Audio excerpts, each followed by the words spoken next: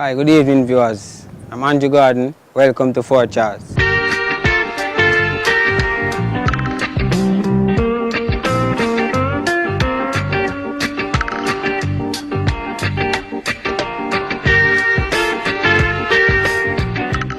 Fort is built in 1656, but it was first named Fort Cromwell. In that time period, it only had 36 guns when the Spanish were in rulership of Jamaica in the 16th century. However, in the 17th century, when the English came and took over from the Spanish, they then captured the fort, resized it, brought in more guns, so it moved from 36 guns to 104 guns, as well as they brought in soldiers that mounted to over 500. Here at Fort Charles, we have a quarterdeck area called Nelson's Quarterdeck. We have two museums that's back this side called Horatio Quarters. We had some various points, however, the major tower that's back that side, sailors would go up there, use their telescopes to see enemy ships out at sea. We also have a famous grog shop that's on back that side. The first half was used to store ammunition for the 36 guns that were here in Fort Charles, and the other half was used as a jail cell to store misbehaving sailors. Where we are now is the Nelson's Quarterdeck. We can get a clear view as to where another fortification like Fort Charles named Fort James, where the famous Louis Giddy was a Frenchman. When Mr. Henry Morgan was in rulership here at Fort Charles, he was in rulership there at Fort James. Mr. Louis Giddy, a famous Frenchman.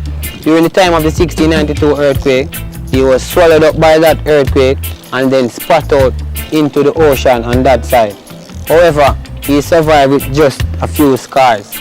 He lived to tell the tale, but after that incident, he quickly finds religion. Coming to Fort Charles now, on your left, you pass a church. It's called St. Peter's Church. It was built by Mr. Louis Giddy and the famous James Clark in the year 1726.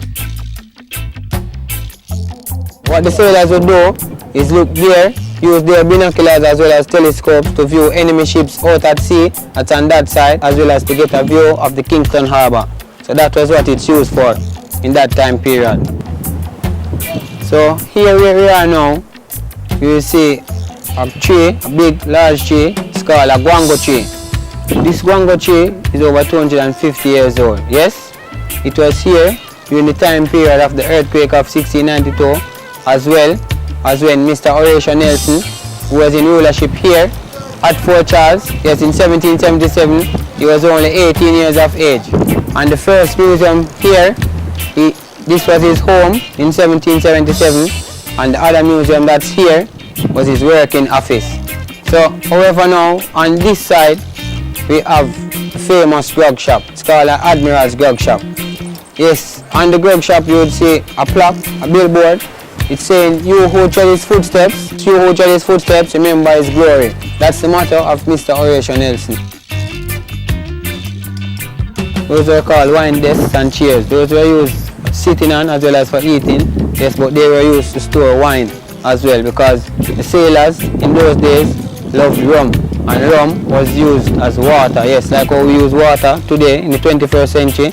Yes, that was used for wine in those centuries by the sailors who were here in Port Royal. Yes, here where we are is called the corner point of the fort.